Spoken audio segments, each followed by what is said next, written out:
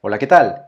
En este video se va a hablar de la etapa de análisis como la fase posterior a la de requisitos que en los videos anteriores fueron explicados. Una vez se ha concluido la etapa de requisitos, en donde el resultado final es el modelo de casos de uso, ahora se entrará a detallar cada una de estas funcionalidades, de tal manera que no solamente se va a establecer el procedimiento para poder llevarlo a cabo, sino también aquellos elementos que intervienen para su realización. Estos elementos deben ser expresados en términos de objetos. A este conjunto de tareas se le denominará etapa de análisis. La etapa de análisis que se va a desarrollar para el caso de estudio planteado se compondrá de un diagrama en esencia.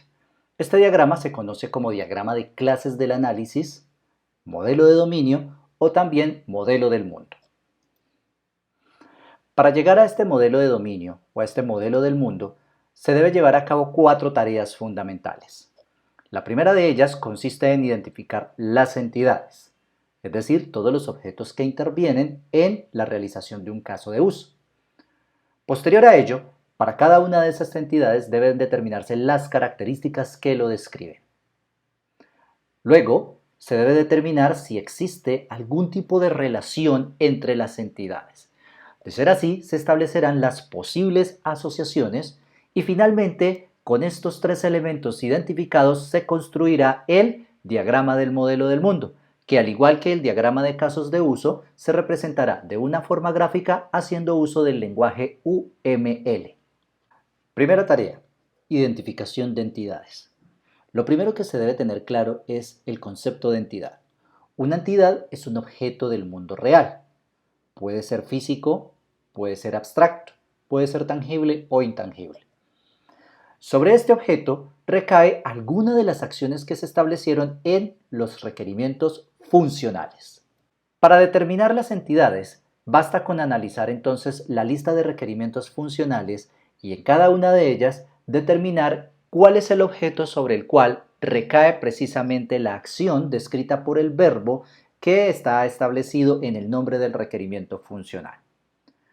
Cuando se va a determinar el nombre de la entidad, es importante tener en cuenta algunas normas y algunas reglas.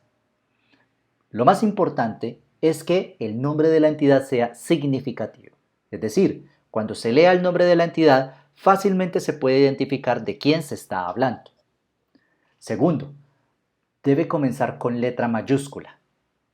Esto básicamente para diferenciarlo de otros elementos como las características y más adelante de los procedimientos. Tercero, el nombre solo debe contener letras y eventualmente números si así se requiere. Cuarto, se va a utilizar la famosa notación camel case, es decir, si el nombre de la entidad requiere más de una palabra, no se utilizará espacio.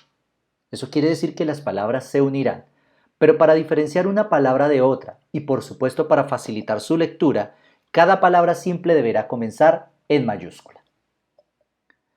Siendo así, y ubicándonos en el caso de estudio que se planteó en la etapa de requisitos, siendo así, se partirá del diagrama de casos de uso, del modelo de requisitos, y en cada uno de estos requisitos funcionales se va a determinar sobre quién recaen las acciones.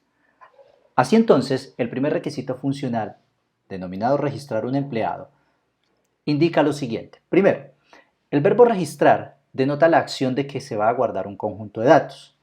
¿Pero de quién son esos datos? Precisamente del empleado. El segundo requisito funcional habla de calcular.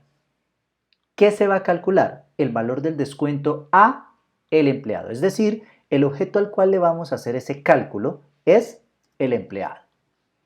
El tercer requisito funcional, por supuesto, tiene la misma connotación del anterior porque se va a calcular ahora el salario por pagar. ¿A quién se le va a calcular el salario por pagar? Al empleado. Eso quiere decir que los 3 requisitos funcionales afectan al mismo objeto, empleado. Por tanto, la entidad de análisis es empleado y su nombre va a ser la palabra empleado con E mayúscula.